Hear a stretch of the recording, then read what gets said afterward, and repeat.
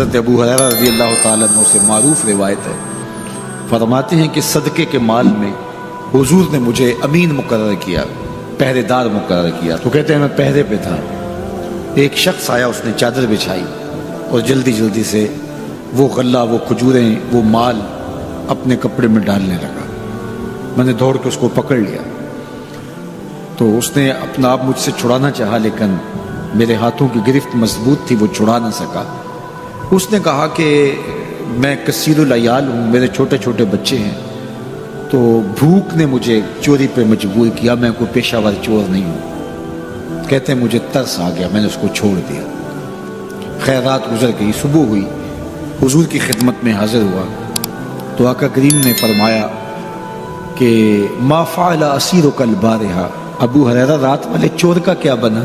عرض کی حضور وہ بڑا مجبور شخص تھا کوئی، اور اس نے کہا کہ میں پیشہ ور چور تھوڑا ہوں، بچوں کی بھوک نے مجھے یہاں تک پہنچا دیا۔ تو حضور علیہ السلام نے فرمایا جھوٹا شخص ہے، اور سنو آج پھر آئے گا۔ کہتے اگلے دن تو میں طاق میں رہا، تو خیر وہ آیا اور اس نے چادر بچھائی اور غلہ اس چادر میں ڈالنے لگا۔ میں نے جا کے پکڑ لیا، تو اس نے کہا مجھے چھوڑ دے۔ میں نے کہا میں تو نہیں چھوڑوں گا۔ اس نے کہا کہ مجھے چھوڑ دے، منت سماجت کی اور بہت ترلے کیے، تو کہتے میرے دل میں پھر ترس آ گیا، میں نے پھر چھوڑ دیا۔ میں پھر حضور کی خدمت میں آیا تو حضور نے فرمایا ما فعل اسیرک البارحہ، رات والے چور کا کیا بنا؟ میں نے کہا حضور وہ آیا اور اس نے کہا میں کثیر العیال ہوں، مجھے پھر ترس آ گیا، میں نے چھوڑ دیا۔ فرمایا جھوٹا آدمی ہے، اور سنو آج پھر آئے گا۔ اللہ اکبر، جو ہو چکا وہ بھی حضور جانتے ہیں، جو ہونے والا ہے وہ بھی میرے حضور جانتے ہیں۔ یہ اللہ نے اپنے محبوب کو شان دی ہے۔ تو کہا آج پھر آئے گا۔ کہتے ہیں میں طاق میں تھا کہ وہ آیا، اس نے چادر بچھائی اور غلہ ڈالنا شروع کر دیا۔ تو کہتے ہیں کہ میں پھر پکڑ لیا۔ میں نے کہا آج تو نہیں چھوڑوں گا، آج تو جو حضور کے پاس لے کے جاؤں گا۔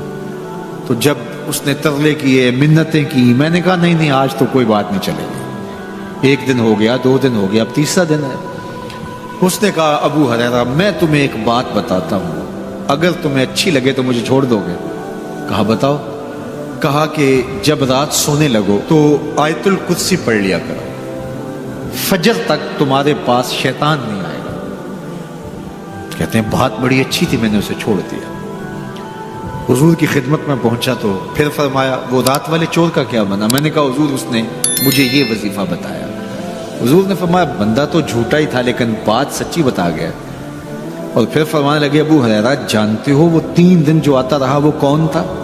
میں نے کہا اللہ و رسولہ عالم۔ فرمایا وہ خود ہی تو شیطان تھا۔ 3 دن جو آتا رہا وہ خود ہی تو شیطان تھا۔ اب شیطان بڑا تگڑا ہے لیکن ابو ہریرہ پکڑے تو چھڑا نہیں سکتا۔ یار ابو ہریرہ پکڑے تو شیطان چھڑا نہ سکے، اگر حضرت عمر پکڑ لیں تو یہاں تو آ گیا نا، حضرت عمر کے سامنے تو آنے کی ہمت بھی نہیں کرتا۔ ان الشیطان یفر من ظل عمر، شیطان میرے عمر کے سائے کو دیکھ کے بھی بھاگ جاتا ہے۔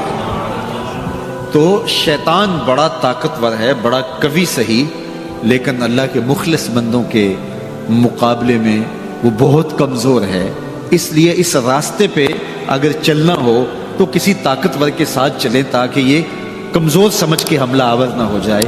تو ہم نماز کے اندر جب کھڑے ہوتے ہیں تو اس وقت اللہ سے سیدھی راہ جو مانگ رہے ہوتے ہیں تو یہ نہیں مانگ رہے ہوتے کہ سیدھی راہ دکھائی دے، ہم دیکھ چکے ہیں حضور کے صدقے سے تبھی تو کلمہ پڑھا ہے، سیدھی راہ دیکھ چکے ہیں تبھی تو وضو کیا ہے، سیدھی راہ دیکھ چکے ہیں تبھی تو کانوں تک ہاتھ لگا کے ہاتھ باندھے اس کی حضور کھڑے ہیں اور رخ قبلہ کی جانب کیا ہے، دیکھ چکے ہیں۔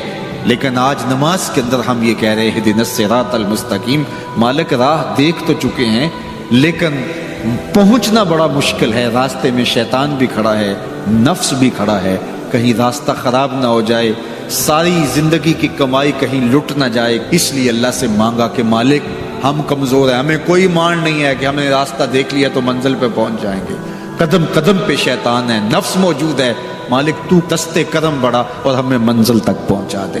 اور جب وہ کرم کرے گا تو پھر پہنچتے ہوئے دیر نہیں لگے گی۔ حضرت ابی ملیکہ رضی اللہ تعالیٰ عنہ تابعی ہیں، امام بخاری علیہ رحمہ نے دیگر محدثین نے ان سے روایات لی ہیں۔ فرماتے ہیں میں 30 اصحاب رسول سے ملاقات کی، اور ہر ایک کو آخرت کے بارے میں ڈاڈا فکر مند پایا۔ ہر بندہ یہ کہتا تھا میرا خاتمہ ٹھیک ہو جائے۔ یہ کون کہہ رہے ہیں؟ جنہوں نے حضور کو دیکھا۔ آج پیر بھی کہتا ہے بس میرے مرید ہو گئے تم سیدھے جنتی ہو، اور مرید بھی کہتا ہے کہ ٹھیک ہے ہمارا پیر بڑا اونچا میں لے جائے گا۔ اللہ اکبر، حضور سے بڑا پیر کوئی نہیں، صحابہ سے بڑا مرید کوئی نہیں۔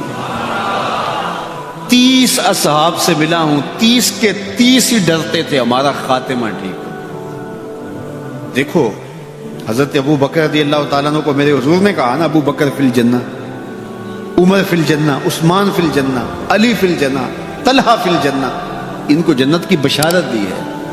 لیکن صدیق اکبر کیا کہہ رہے ہیں؟ اللہ اکبر، ایک چڑیا کو دیکھ کے، اے چڑیا تجھے موج ہے، ایک شاخ سے اڑتی ہے دوسری شاخ پہ بیٹھ جاتی ہے اور تیرا حساب بھی نہیں ہوگا، پھنسے تو ہم میں جن کا حساب ہوگا۔ یہ وہ کہہ رہے ہیں جن کو حضور کی زبان سے یہ لفظ ملے ہیں، ابو بکر فی الجنہ، ابو بکر جنتی۔ اللہ اکبر، عثمان غنی رضی اللہ تعالیٰ عنہ قبر پہ کھڑے رو رہے ہیں قبرستان میں۔ تو کسی نے کہا یہاں رو رہے ہو؟ کہا میرے حضور نے کہا تھا کہ آخرت کی پہلی منزل قبر ہے۔ اللہ اکبر، یہ وہ ہے جن کو بشارتیں دی گئی ہیں، جن کے عمل، جن کے کام اور جن کی محنتیں اور دین کے لیے خدمات کسی ترازو پہ تولی نہیں جا سکتی۔ اور صحابی کا عمل، صحابی ایک مٹھی جو خیرات کرے، روایت میں آتا ہے ایک مٹھی جو خیرات کرے، اور بعد میں آنے والا احد پہاڑ جتنا سونا خیرات کرے، صحابی کا عمل پھر بھی زیادہ ہے۔ 15 کلومیٹر پہ پھیلا ہوا پہاڑ، اتنا سونا کسی کے پاس ہوگا ہی نہیں، حکومتوں کے پاس نہیں، لیکن فرض کرو کسی کے پاس ہو، پھر اتنا جگرا بھی ہو کہ وہ خیرات بھی کر دے، لیکن اس کا اجر پھر بھی صحابی کے مٹھی بھر جو خیرات کرنے کے عمل کو نہیں پہنچ سکتے۔ اور ابو بکر وہ ہیں جنہوں نے مٹھی جو خیرات نہیں کیے، سارا گھر خیرات کر دیا۔ کتنا اجر ہے، لیکن پھر بھی کہا کہ چڑیا تجھے موج ہے، ایک شاخ سے اڑ کے دوسری شاخ پہ بیٹھ جاتی اور تیرا حساب بھی نہیں ہوگا، پھنسے تو ہم ہیں جن کا حساب ہوگا۔ یہ وہ لوگ ہیں جن کی زندگیاں تقوی میں گزری۔ تتجافا جنوبہم عن المضاجع، ان کی کروٹیں بستروں سے الگ رہتی تھی۔ ہم تو جی بھر کے سوتے ہیں، لیکن ان کی کروٹیں خوف خدا کی وجہ سے بستروں سے الگ رہتی تھی، طمع اور خوف میں رب کو پکارتے تھے۔ حضور کے جمال جہاں آرا کو جی بھر کے دیکھا اور بشارتیں حضور کی زبان سے نصیب ہوئی، پھر بھی ڈر رہے ہیں۔ تو ابھی ملیکہ کہتے ہیں کہ میں 30 اصحاب سے ملا ہوں، ہر شخص ڈاڈا فکر مند تھا آخر ٹھیک ہو جائے، انجام بخیر ہو جائے۔ تو یہ واقعی بڑی مشکل منزل ہے، منزل کو پہنچے لوگ برباد ہو جاتے ہیں۔ بلعام بن باورا کی مثال ہمارے پاس نہیں ہے، تھا مستجاب الدعوات ولی، لیکن لڑک کے کہاں جا پہنچا، زبان کی لغزش نے اس کو کہاں تک پہنچا دیا۔ پھر زبان لٹک گئی اور کتے کی طرح مٹی چاٹتا تھا، اور قرآن نے کہا مثلہ کمثل الکلب، اس کی مثال کتے کی مثال ہے۔ اسی لیے میاں صاحب بولے پڑھنے اتے مان کرینا تے نہ آکھی میں پڑھیا، پڑھنے اتے مان کرینا تے نہ آکھی میں پڑھیا، او جبار کہار صداوے متا روڑ دیوے دودھ کڑیا۔ جب تک یہ یقین نہ ہو کہ میرا انجام کیا ہے، تڑکا لگا رہے، ڈر لگا رہے، یہ مومن کی زندگی ہے۔ ہر وقت خوف طاری رہے، یا اللہ میرا انجام ٹھیک کر دینا۔ رنگا رنگ سہیلیاں پرن کڑے، پر پریا استا جانیے جس دا توڑ چڑھے۔ کہاں کہاں پہنچے لوگ۔ یہ خود عزازیل شیطان چپے چپے پہ اس نے سجدہ کیا تھا، حتیٰ کہ مقبول بارگاہ ہو گیا، زمین کا کوئی کونا نہیں تھا جہاں پر اس نے سجدہ نہیں کیا۔ عبادات اتنی کی، اللہ نے مقبول کر لیا، بیت المعمور کا امام بن گیا، اللہ اکبر، فرشتوں کا استاد بن گیا، معلم الملکوت بن گیا، جن ہونے کے باوجود فرشتوں کا امام اور مقتدا بن گیا۔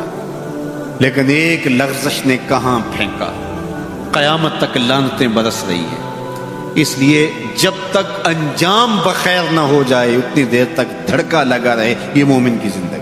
کسی نے حضور کو سلام دیا تھا کہ یہ سلام اپنی امت کو دے دینا، حضور علیہ السلام نے یہ سلام پھر پوری امت تک پہنچایا، اور اگر آپ تک پہلے نہیں پہنچا تو آج آپ وہ سلام وصول کر لیجئے۔ تو حضرت عبداللہ ابن مسعود رضی اللہ تعالیٰ عنہ سے مروی ہے، قال رسول اللہ صلی اللہ علیہ وآلہ وسلم کہ رسول کریم صلی اللہ علیہ وآلہ وسلم نے فرمایا معراج کی شب جب میں آسمانوں پہ گیا تھا تو میں ملا تھا حضرت ابراہیم علیہ السلام کو، فقال یا محمد صلی اللہ علیہ وسلم، تو انہوں نے مجھے مخاطبہ کرتے ہوئے کہا کہ اے پیارے محبوب، جب آپ واپس جائیں گے تو اپنی امت کو میرا سلام دینا۔ اور حضور نے حضرت عبداللہ ابن مسعود رضی اللہ تعالیٰ عنہ سے مروی ہے کہ یہ سلام امت کو پہنچا دیا، تو جن تک ابھی تک نہیں پہنچا تھا آج ان تک یہ سلام پہنچ گیا۔ تمہیں مبارک ہو، تمہیں حضرت ابراہیم نے سلام بھیجا ہے، اور سلام بھیجا بھی حضور کے ہاتھوں۔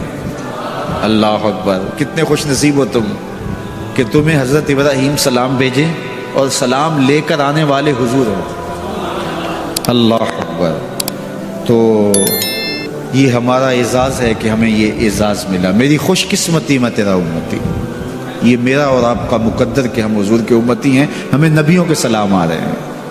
تو کہا کہ اپنی امت کو میرا سلام کہنا اور انہیں میری جانب سے ایک پیغام بھی دینا، یہ خبر بھی دینا۔ اور وہ خبر کیا ہے؟ سنو، جنت کی جو مٹی ہے وہ بڑی پاکیزہ ہے، اور وہاں کا پانی بڑا میٹھا ہے، کھیت بڑے زرخیز ہیں، جو بھی بیج لگاؤ فوراً اگ جاتا ہے۔ تو جو زرخیز زمین ہوتی ہے تو پھر کسان چاہتا ہے کہ اس میں کچھ ڈال لے۔ وہ ہمارے پنجابی میں کہتے ہیں کہ وہ زمین وتر میں ہوتی ہے، تو بیج ڈالو گے تو جلدی اگے گا۔ 5 بیج ہیں جو وہاں بو گے تو وہاں خوبصورت گلاب کھلیں گے، وہاں خوبصورت چمن آباد ہو جائے گا، وہاں تمہارا اپنا باغ ہوگا۔ اس میں سبحان اللہ کے کچھ بیج ڈال دو، کچھ الحمدللہ کے بیج ڈال دو، کچھ لا الہ الا اللہ کے بیج ڈال دو، کچھ اللہ اکبر کے بیج ڈال دو، کچھ لا حول ولا قوت الا باللہ کے بیج ڈال دو۔ کہا کہ کھیت تیار ہے، سہاگا لگا ہوا ہے، زمین وتر میں ہے، پانی وافر ہے، مٹی اچھی ہے، موسم خوبصورت ہے۔ انہیں جا کے میرا سلام دینا، انہیں کہنا کہ بس بیج ڈال لو، اور یہ بیج تمہارے پاس موجود ہے۔ اور اب بھی اگر کوئی بیج نہ ڈالے، اقبال نے کہا تھا نا، موسم اچھا پانی وافر مٹی بھی زرخیز، موسم اچھا پانی وافر مٹی بھی زرخیز، جس نے اپنا کھیت نہ سینچا وہ کیسا دہقان۔ تو کہا کہ یہ 5 بیج تمہارے پاس رکھے ہوئے ہیں، اور یہ بیج ہمیں ہمارے حضور نے دیے۔ کہا بیج تمہیں دیے ہیں، کھیتی فرشتوں نے تیار کر دی ہے، باغ اچھا ہے، اور یہ پکی بات ہے تم بیج ڈالو گے تو فصل اگے گی۔ اور وہاں ہوائیں چل رہی ہیں کستوری کی مہک سے، مشک بار ہوائیں۔ تو اب تمہاری مرضی ہے کہ تم بیج لگاتے ہو یا بیج نہیں لگاتے ہو۔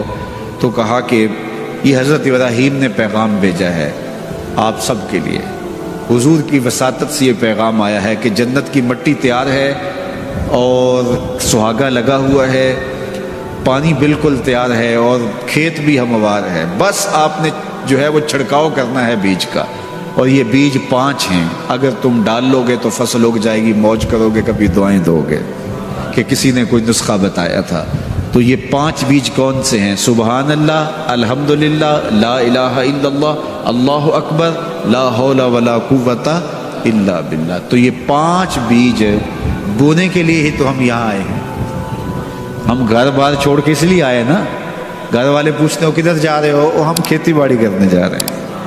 ہم کچھ بیج لگا کے آئیں گے انشاءاللہ، پھر جب وہ اگیں گے، بڑے ہوں گے، تو جنت میں آپ کو بھی اس کی چھاؤں میں بٹھائیں گے۔ تو انہوں نے کہا ہوگا جاؤ تم بھی کھیتی باڑی کرو، تو پیچھے سے ہم بھی فارغ نہیں ہیں، ہم بھی انشاءاللہ بیج گاڑیں گے۔ تو پڑھیے سبحان اللہ والحمدللہ ولا الہ الا اللہ واللہ اکبر ولا حول ولا قوت الا باللہ، سبحان اللہ والحمدللہ ولا الہ الا اللہ واللہ اکبر ولا حول ولا قوت الا باللہ، سبحان اللہ والحمدللہ ولا الہ الا اللہ واللہ اکبر ولا حول ولا قوت الا باللہ۔ لاکھوں لوگ حضور کی چوکھٹ پہ، لیکن ہر بندہ یہ محسوس کرتا ہے اس طرح ساری رحمتیں میرے پہ اتر رہی ہیں، میرے پہ برس رہی ہیں۔ وہ کیا کسی نے کہا تھا اور قلم توڑ دیا، اس نے کہا کہ یہ کتنی عجیب بات ہے کہ اتنے بڑے ہجوم میں، ذرا شعر کا حسن دیکھیے، یہ کتنی عجیب بات ہے کہ اتنے بڑے ہجوم میں وہ دیر تک سنتے رہے بس میری ہی داستان۔ ہر بندے کو یہی محسوس ہوتا ہے، یہ کتنی عجیب بات ہے کہ اتنے بڑے ہجوم میں وہ دیر تک سنتے رہے میری ہی داستان. تو ہر بندے کو یہی لگتا ہے کہ میری ہی وہ سن رہے ہیں. اور زہری صاحب کا انداز بڑا سادہ ہے, پنجابی لہجہ ہے کہ آقا دے دوارے تے غلاماں دیاں ٹولیاں, ایک پیا سندا اے لکھاں دیاں بولی. ایک پیا سندا اے, کوئی اردو میں بول رہا ہے, کوئی پشتو میں بول رہا ہے, کوئی پنجابی میں بول رہا ہے, کوئی عربی میں بول رہا ہے. اور اقبال کہتا ہے شش جہت روشن سے تابے روئے تو ترکو تاجی کو عرب ہندوئے تو. حضور یہ ترک بھی آپ کے غلام, یہ تاجک بھی آپ کے غلام, یہ عرب بھی آپ کے غلام, یہ سارے نوکر آپ کے. گرد تو گردد حریم کائنات از تو خواہم یک نگاہ التفات. مجھے اپنے والد گرامی یاد آ گئے, وہ روزانہ یہ شعر پڑھا کرتے تھے, اور پڑھتے ہوئے ان کی جو کیفیت ہوتی تھی ہمیں ترس آتا تھا ان کے اوپر. ہم بالکل جب چھوٹے تو ہم خود رونے لگ جاتے تھے ان کو دیکھ کے. تو وہ روزانہ پڑھتے تھے ز مہجوری برآمد جان عالم, ز مہجوری برآمد جان عالم, تراہم یا رسول اللہ تراہم. اے محبوب دو عالم, تمام جہان کی جان آپ کے فراق میں نکل رہی ہے. تراہم یا رسول اللہ تراہم, تراہم یا نبی اللہ تراہم. حضور رحم کیجئے. نہ آخر رحمت للعالمین ز محرومہ چرا فارغ نشینی. حضور آپ رحمت للعالمین نہیں ہیں, تو جب ہیں تو حضور ہمارے پہ کرم کیجئے. بروں آور سرز برد یمانی کہ روئے تست صبح زندگانی. حضور وہ یمنی چادر جو آپ اوڑے ہوئے ہیں ذرا اس کو ہٹائیے نا رخ سے. آپ کا مبارک چہرہ زندگی کی صبح ہے. ادیم طائف نالین پاکن شراک از رشتہ جہاں ماکن. حضور طائف کے چمڑے کی بنے ہوئے مبارک نالین آپ زیب تن کیجئے. شراک از رشتہ جہاں ماکن, اور اس مبارک نالین کے اندر تسمے میرے چمڑے کے نہیں میری جان کے ڈالیے. چے باشد گر کنی سوئم نگاہے پیا پہ گر نہ باشد گاہے گاہے. نگاہے یا رسول اللہ نگاہے, صد ہزاراں جبریل اندر بشر بحر حق سوئے غریباں یک نظر. یا رسول اللہ انظر حالنا یا حبیب اللہ اسما قالنا اننی فی بحر غم مغرقن خذ یدی ساحل لنا اشکا لنا. یا صاحب الجمال و یا سید البشر من وجهک المنیر لقد نور القمر لا یمکن الثناء کما کان حقہ بعد از خدا بزرگ توئی قصہ مختصر. اللہ اکبر. یہ معمول تھا ان کا, یہ وظیفہ کہہ لیجئے. تو اقبال بھی کہتے ہیں گرد تو گردد حریم کائنات از تو خواہم یک نگاہ التفات. حضور ایک نظر کر دیجئے, ایک نگاہ کر دیجئے. اللہ اکبر. تو اللہ ہمیں حضور کی نگاہیں نصیب فرمائے. اللہ اجڑے باطن سوار دے اور من میں چراغاں کر دے. حضور کی محبت کے بغیر زندگی زندگی ہی نہیں ہے. زندگی کے پلے ہی کچھ نہیں اگر حضور کا پیار نہیں ہے, حضور کا ادب نہیں ہے. تو سارا دین ان کی محبت کا نام ہے. لا دین لمن لا محبت لا. اس شخص کا دین ہی نہیں ہے جس کے پاس حضور کی محبت کا جوہر نہیں ہے. ابن آدم کے کسی بھی برے عمل کو شرک نہیں کہا گیا. شرک ایک بہت بڑا جرم ہے, اس کے برابر کسی دوسرے عمل کو شرک نہیں کہا گیا. لیکن ریاکاری کو شرک کہا گیا. شرک اصغر ریاکاری ہے. حتیٰ کہ چوری کو بھی, ڈاکے کو بھی, زنا کو بھی, قتل انسانی کو بھی, یہ بڑے بڑے جرم ہیں, لیکن ان کو بھی شرک نہیں کہا گیا. لیکن ریا کو شرک اصغر کہا گیا. یہ چھوٹا شرک ہے. اللہ گوارا ہی نہیں کرتا کہ کوئی عمل کسی اور کے لیے کرے. شرک کی جس طرح معافی نہیں ہے, اسی طرح شرک اصغر جو ہے اس سے ملوث عمل کسی صورت میں بھی قبول نہیں کیا جائے گا, چاہے وہ کتنا ہی بڑا عمل کیوں نہ ہو. حضرت ابو امامہ الباہلی رضی اللہ تعالی عنہ حضور کی خدمت میں حاضر ہوئے اور عرض کی یا رسول اللہ صلی اللہ علیہ وسلم, میرے ماں باپ آپ پہ قربان ہوں, میں آپ سے یہ پوچھنا چاہتا ہوں کہ کوئی شخص اپنی جان جیسی متاع عزیز راہ خدا میں وار دیتا ہے, اس سے بڑی قربانی تو کوئی اور نہیں ہو سکتی کہ جان ہی قربان کر دی. اور اس کا مقصد اعلاء کلمت الحق تھا, لیکن ساتھ یہ بات بھی تھی چلو میری ناموری بھی ہو جائے گی، میری بہادری کے جھنڈے بھی لگ جائیں گے، تو کیا اس کو اجر ملے گا؟ تو حضور نے فرمایا فلا شیء لہ، اسے کوئی اجر نہیں ملے گا۔ تو ابو امامہ الباہلی یہ سمجھے کہ شاید میں جو مقصود تھا وہ حضور سے عرض نہیں کر سکا، تو انہوں نے دوبارہ کہا حضور اس کا مقصد اعلاء کلمۃ الحق ہے، وہ اللہ کے جھنڈے کو اونچا کرنا چاہتا ہے، قربانی اس نے اس لیے دی ہے، لیکن ساتھ یہ بات بھی تھی کہ چلو میری ناموری بھی تو ہوگی۔ تو حضور نے فرمایا فلا شیء لہ، اسے کوئی اجر نہیں ملے گا۔ یہ پھر سمجھے شاید میں مقصود بیان نہیں کر سکا، تو پھر عرض کی حضور اعلاء کلمۃ الحق کے لیے، اللہ کے دین کو غالب کرنے کے لیے، اسلام کے جھنڈے کو اونچا کرنے کے لیے اس نے اپنی جان واری ہے، لیکن ضمن میں یہ بات بھی تھی کہ چلو ساتھ میرا نام بھی تو اونچا ہوگا، میری ناموری اور شہرت کے جھنڈے بھی تو لگیں گے۔ تیسری مرتبہ جب دہرا کے پوچھا تو حضور نے پھر فرمایا فلا شیء لہ، ابو امامہ اسے کوئی اجر نہیں ملے گا، اور فرمایا اللہ صرف اسی عمل کو قبول کرتا ہے جو صرف اسی کے لیے کیا جائے، صرف اسی عمل کو قبول کرتا ہے۔ اب ذرا دیکھیے کہ اللہ تعالیٰ جل شانہ کی یہ غیرت ہے کہ وہ اس عمل کو قبول ہی نہیں کرتا جو غیر سے ملوث ہے، وہ صرف اس عمل کو قبول کرتا ہے جو محض اس کے لیے کیا جائے، اور اس کے علاوہ عمل کو شرک اصغر قرار دیا گیا۔ تو شیطان کی کوشش یہ ہوتی ہے کہ وہ عمل کو ریا میں مبتلا کر دے تاکہ یہ عمل کی مشقت بھی گوارا کرے اور اس کو اس سے کچھ حاصل ہونے کی بجائے الٹا اللہ کی ناراضگی ملے۔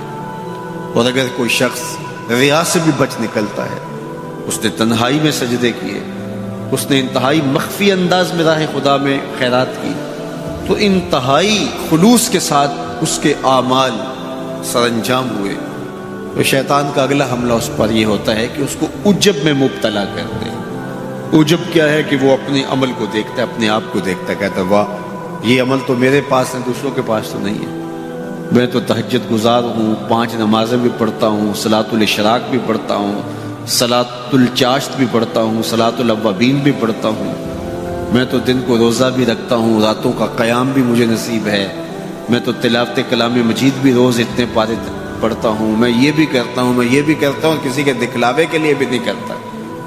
تو وہ اپنے اس عمل کی وجہ سے عجب میں، خود نمائی میں اپنے آپ کو دیکھنے لگ جاتا ہے، اور وہ جو عمل نہیں کر رہے ہوتے ان گناہ گاروں کو حقیر جاننے لگ جاتا ہے۔ تو یہ عجب اس کو برباد کر دیتا ہے، اور عجب اس کے عمل کے حسن کو اور عمل کے جمال کو چھین لیتا ہے۔ علامہ رومی فرماتے ہیں کہ کچھ عامل ایسے ہوتے ہیں کہ 4 دن نمازیں پڑھیں تو آسمان کی طرف دیکھنے لگتے ہیں کہ آسمان سے کوئی پیغام میرے نام آ رہا ہے کہ نہیں آ رہا، تو جبکہ یہ راستہ تو محض اس کی رضا کے لیے چلتے رہنے کا ہے، ساری زندگیاں گزر جاتی ہیں۔ حضرت ذوالنون مصری کہتے ہیں کہ میں ایک شخص کے پیچھے دوڑتا تھا اور وہ فقیر میری طرف نظر اٹھا کر بھی نہیں دیکھتا تھا، تو 40 سال کے بعد ایک دن اس نے میری طرف پلٹ کے دیکھا اور مسکرا کے کہا کہ تم میرے پیچھے پیچھے رہتے ہو، خیر تو ہے؟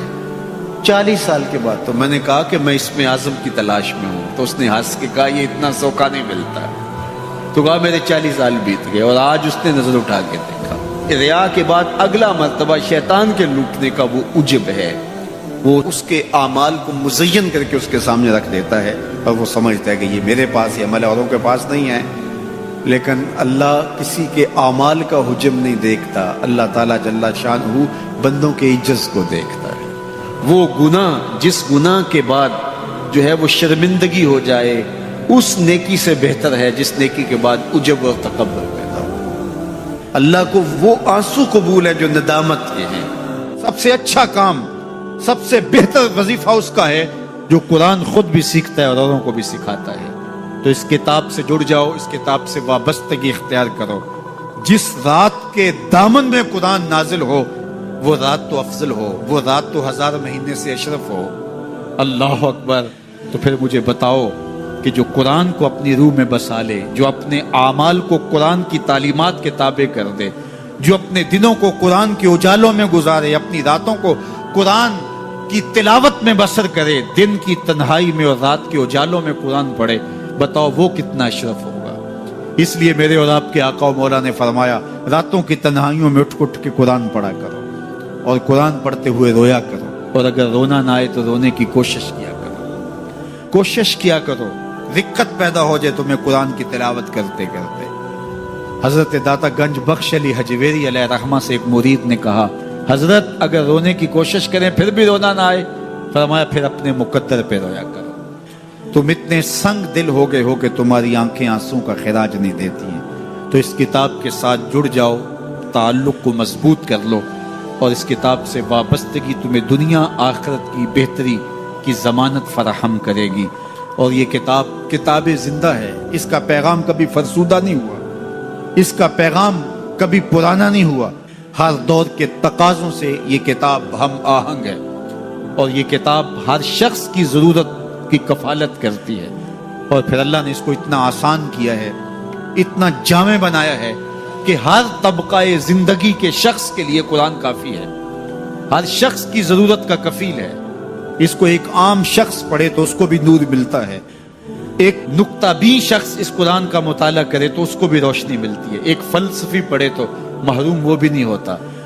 جو بھی اس قرآن سے پڑھے، دیکھیے کچھ کتابیں ایسی ہوتی ہیں وہ بچوں والی ہوتی ہیں، جو پڑھے لکھے لوگ ہیں ان کی کوئی دلچسپی وہاں نہیں ہوتا، الف انار اور بے بکری میں انہیں کوئی دلچسپی نہیں ہوتی، اور جو بڑی کتابیں ہیں بچوں کی سمجھ سے ورا ہوتی ہیں، لیکن یہ واحد قرآن ہے، جس طبقے کا شخص بھی پڑھے، ان پڑھ پڑھے تو اس کو بھی نور ملتا۔ میں دیکھتا ہوں تلاوت چل رہی ہوتی ہے اور تلاوت عربی میں ہے، اور بندہ عربی جانتا نہیں ہے وہ بھی جھوم رہا ہوتا ہے، اس کو بھی حظ مل رہا ہوتا ہے۔ یہ کتاب ہر طبقہ زندگی کو روشنی دیتی ہے، یہ قیامت تک آنے والی انسانیت کے لیے رشد و ہدایت کا صحیفہ ہے۔ اس کتاب سے جڑ جانے سے بلندیاں نصیب ہوتی ہیں۔ جس رات کو یہ کتاب اترے وہ رات تو لیلۃ القدر کہلائے، اور جو شخص اس کتاب سے وابستہ ہو جائے اور اس کتاب کو اپنی روحوں میں سمو لے، وہ ذی قدر کیوں نہیں ہوگا، وہ عزت کا مالک کیوں نہیں ہوگا، وہ شانوں اور عظمتوں کا مالک کیوں نہیں ہوگا۔ تو آئیے میں اور آپ اس رات کی ان خوبصورت پہنائیوں کے اندر اور ان حسین لمحوں کے اندر کتاب اللہ کے ساتھ جڑنے کا عزم کر کے اللہ کے حضور دعا کے لیے ہاتھ پھیلائیں کہ اے اللہ ہمیں اس کتاب کے ساتھ جوڑ دے۔